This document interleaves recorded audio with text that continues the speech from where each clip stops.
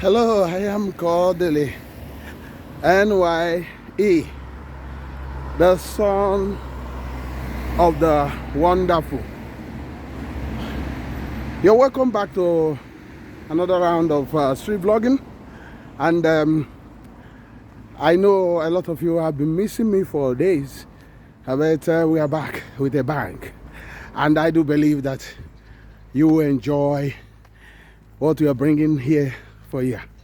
It's just because of you and the homeland, that's why we're here, and that we will continue to bring innovative ways, solutions, and basically improvements to our home, and bringing hope where there is no hope.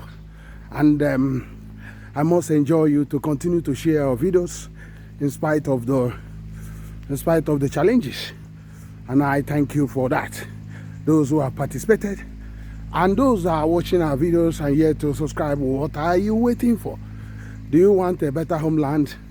If you want, you need to share our videos, because our videos is making a great impact, because with that many of the minds have been changed. The politicians that only occupy themselves with election cycles, we now know that they are meant to serve and bring about change, and that's what we're here for. I'm still Kodili-nye, the son of the wonderful. So what are we talking about today?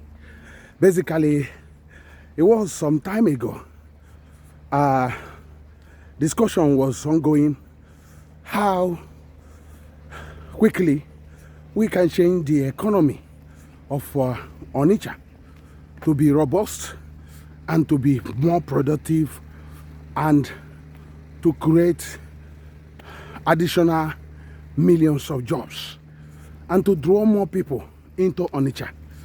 This discussion was held some time ago, and I think I've done some videos concerning that, but I was drawn to that again in order to keep on emphasizing that oburo na agụba adronko, but no na ndị na-akpụ ya nwere nsogbu na ha needilo ịmụta one or two things.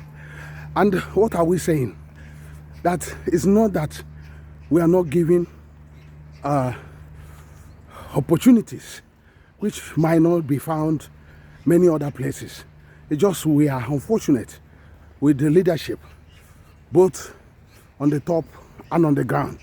Even the people on the streets as well sometimes contribute to these problems. So what are we talking about? First of all, a city like Onitsha, you know already that millions of people are flooding in there on a daily basis for business. Now what happened? What stops a government of the day to create a greater economy in that city? What if the government of Anambra State, led by Gov.Soludo, now change his attitude towards Onitsha and basically walk the talk? He said he's going to change Onitsha, but what we have seen has not actually shown really determination of changing Onitsha. He might have constructed a few roads, but remember, some of the rural areas in Anambra State has actually have more roads constructed in them than Onitsha. Let me give you, for instance, if you go to like Isuofia, there are more roads constructed in Isuofia than the whole of Onitsha. I mean the Onitsha. You might be doubting this. If you check, okay, let's just extend it. You have more roads constructed in Aguata, Orumba than Onitsha, the gold mine of Anambra State. So now, some of those roads constructed in Onitsha, the government did not go far enough. Although we commend government for constructing them, but you can see that the extent of impact of these roads are minimal if it's done how it's supposed to be done in the city. Although it solved some problem, because people suffered because of some of these hiccups caused by these roads. But The actual revolution type roads or proper, dealing with these roads once and for all was not done. The government talked about it, but in reality, it's not what they were doing. But what we are advocating now is a pure economic rejuvenation and economic revolution in Onitsha that will basically, put it in par or even above other cities, not just in Nigeria, in Africa.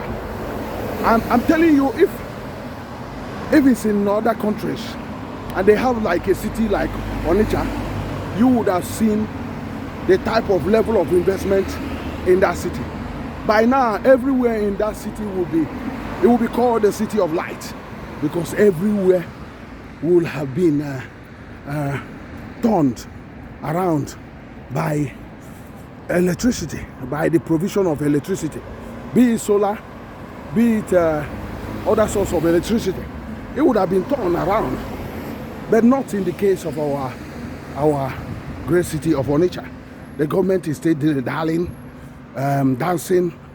in the market square, and also praising themselves over the little they have done there, but not knowing that they have the ability and they can even do more. We talked about awarding all the roads in Onitsha. Even if it's not government completely, but why can't it be done in a joint venture activity with the people? Because you don't expect that a person that constructed something like that build one-story duplex or four-story duplex cannot easily invest in something like 100 feet of his front area road in that place. You can't say he cannot invest that. The person that has all those can actually invest up to 5 million or more. So meaning that if the government can actually formulate a policy, all the inner street roads and measure all the roads in Onitsha can also be constructed. And immediately we do that, what will happen is that you basically re-engineered an economic boom that can be can be noticed easily, and it can actually draw millions more into the city, and this will eventually basically create a booming economy. And you see companies coming. Somebody was telling me the other day, that some people are started constructing better hotels in Onitsha. I'm telling you, what you are seeing is just a drop in the ocean. If actually the government, acts on what they're supposed to be doing, if they do what they're supposed to doing, the level of investment you see in Onitsha can only be something you see in Dubai and other areas. But because the government is not serious, that's why this problem is. So what is stopping the government from constructing basically the leisure parks and all those things? Why the delay? They said it and they raised people's hope. And after raising people's hope, they have gone back to bed.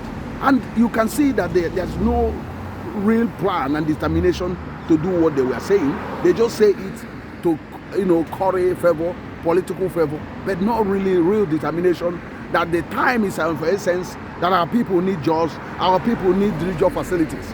So the whole of bank of the River Niger is a gold mine that are waiting to be tapped. But the government says all these things, but they are not forceful enough to do what they're supposed to do. If Peter Mba or even Alex Oti are opportune to have Anambra State, you would have seen a greater impact in Onitsha. You would have seen a greater impact. Let me just give you an example. If Peter Mba or Alex Oti, have something like Onitsha, do you think that we still have most of these major roads in Onitsha still one lane? Do you think the whole of main market will now be revamped? The whole of that riverfront, it would have been changed completely, because they would have seen the money, the opportunities that is inherent there. So, but in Anambra State, we tend to be last in everything. Even in the trajectory of development, you can see how our governors in the past, even now, handle these things as if it's not very, very important. But let me shock you that if you show Onitsha love, the whole of Igbo land will be a better place, and Anambra State can be a better place. So we can change this, but the main thing is this: can the politicians wake up from their slumber and their daydreaming and get serious with the tax that is needed to cause economic boom? This is only part one of this series. I hope that with you sharing this video and commenting, we will continue talking about it. I'm still Kodili-nye, the son of wonderful. See you in the next one, and have a wonderful time, and God bless you. Bye.